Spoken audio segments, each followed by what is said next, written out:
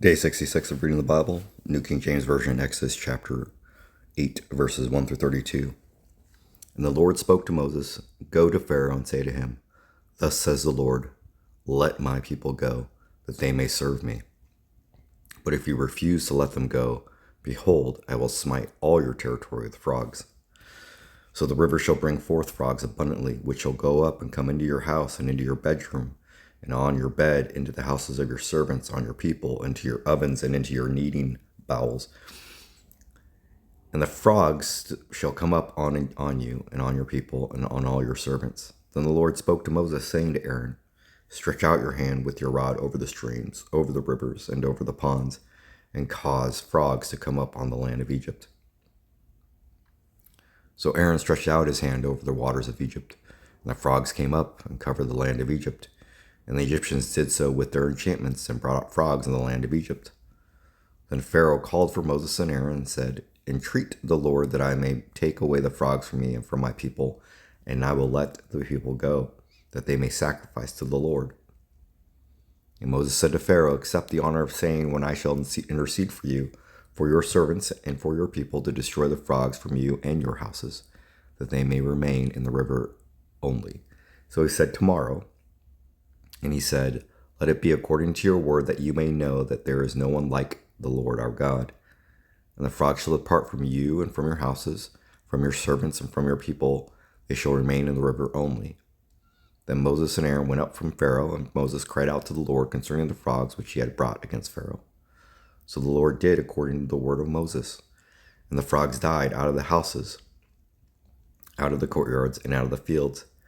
They gathered them together in heaps, and the land stank. But when Pharaoh saw that there was relief, he hardened his heart and did not heed them, as the Lord had said. The third plague, lice.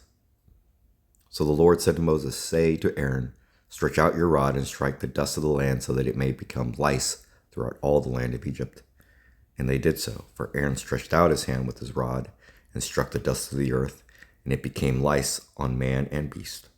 All the dust of the land became lice throughout all the land of Egypt.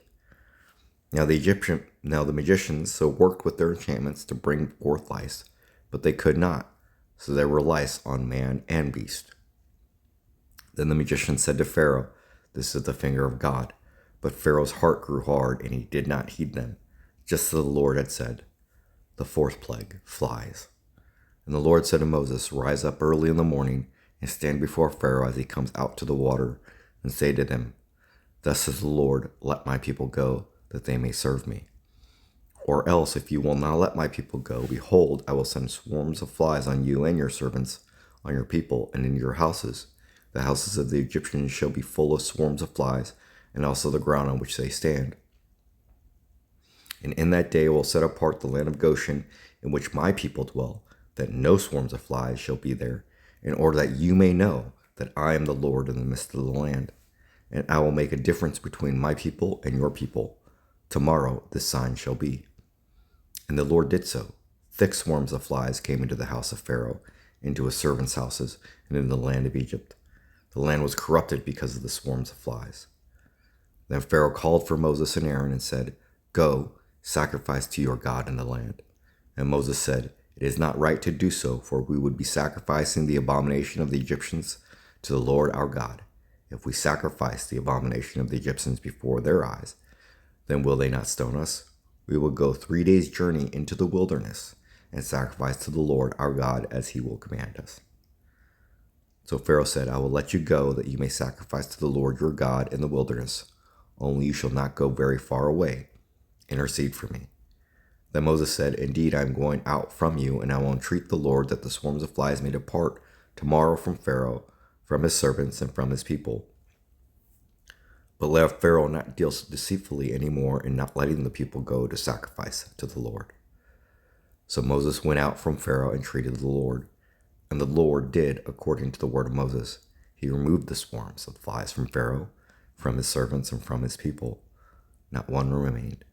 But Pharaoh hardened his heart at this time also, neither would he let the people go.